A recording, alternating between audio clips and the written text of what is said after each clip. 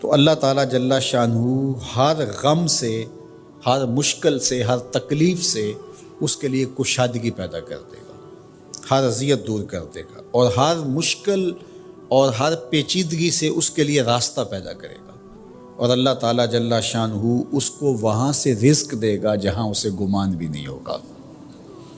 اللہ اکبر۔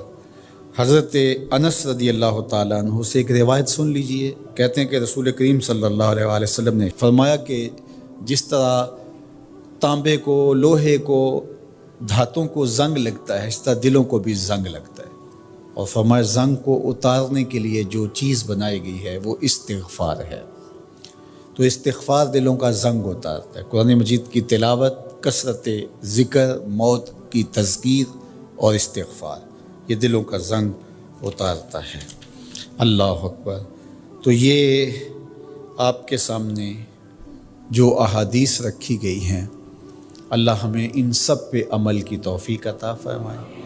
کثرت کے ساتھ لا الہ الا اللہ اپنے معمولات زندگی میں شامل کریں، یہ تجدید ایمان کا ذریعہ ہے۔ اسی طرح سبحان اللہ و بحمدہ یہ دن میں 100 مرتبہ اپنے معمولات میں شامل کر لیں۔ اگر سمندر کی جھاگ سے بھی زیادہ یا اس کے برابر بھی گناہ ہوئے تو یہ کلمات صرف 100 مرتبہ پڑھنے سے سارے گناہ بخش دیے جاتے ہیں۔ اسی طرح درود شریف کی کثرت، سورہ ملک کو یاد کرنا اور سورہ یاسین کی تلاوت کرنا 10 قرآن مجید پڑھنے کے ثواب کے برابر۔ تو یہ اتنا خزانہ آج کی اس نشست میں آپ کو دے دیا گیا ہے۔ اللہ آپ کو جزائے خیر عطا فرمائے۔ تو یہ یاد کر لیں ماہ صیام کے اندر، انشاءاللہ آپ کو بڑا نور نصیب ہوگا۔ بہت ساروں کو تو یاد ہوگی، اور جس کو نہیں ہے تو پڑھنا تو آج سے شروع کر دے سورہ ملک روزانہ۔ لیکن باقی حضور کی جو آرزو تھی، حضور نے ایک تمنا کی ہے، حضور کے دل میں ایک خواہش تھی کہ اگر یہ ہو جائے تو امت کے بھلے کی بات ہے، تو فائدہ تو ہمارا ہوگا، خوش حضور ہو جائیں گے۔ اللہ اکبر۔ تو فرمایا کہ میری آرزو ہے کہ میرا ہر امتی سورہ ملک اپنے سینے میں سمو لے۔ اللہ سورہ ملک کا جمال بھی دے، اس کی تلاوت کا نور بھی نصیب فرمائے، صحت لفظی کے ساتھ اس کو پڑھنے کی، اس کو یاد کرنے کی توفیق نصیب فرمائے۔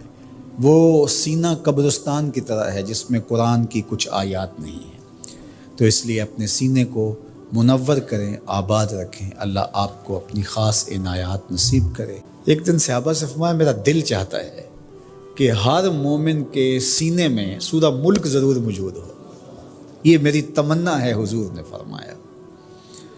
تو میں آرزو کروں گا جو مجھے سن رہے ہیں، اس رمضان میں پھر کوشش کر کے یہ صورت یاد کر لیجیے۔ بہت بڑی صورت نہیں ہے حجم کے اعتبار سے، صرف 30 آیات ہیں۔ اگر 2 آیتیں روز یاد کریں تو آپ کو 15 دن لگیں گے، صرف 2 آیات۔ تبارک الذی بیدہ الملک وہو علی کل شیء قدیر، ایک تو یاد ہو گئی آپ کو، سبق کا آغاز ہو گیا۔ اب باقی 29 آیتیں رہ گئی ہیں۔ تو میں چاہوں گا کہ میرے جملہ سننے والے اور آپ جتنے لوگ موجود ہیں یہ ارادہ کریں، عزم مصمم، کہ ہم نے سورہ ملک یاد کرنی ہے، اور یہ میری آرزو نہیں ہے، یہ میرے حضور کی آرزو ہے۔ اللہ اکبر۔ تو حضور نے فرمایا اِنَّ سورۃ فی القرآن 30 آیۃ، فرمایا قرآن مجید میں ایک سورت ہے جس کی صرف 30 آیات ہیں۔ اگر کوئی شخص اس سورت کی تلاوت کرتا ہے تو اللہ تعالیٰ جل شانہ اس کی برکت سے اس کی مغفرت فرما دیتا ہے۔ اور فرمایا کہ وَهِيَ تَبَارَكَ الَّذِي بِيَدِهِ الْمُلْكُ، اور وہ صورت ہے تبارک الذی بیدہ الملک، سورہ الملک ہے۔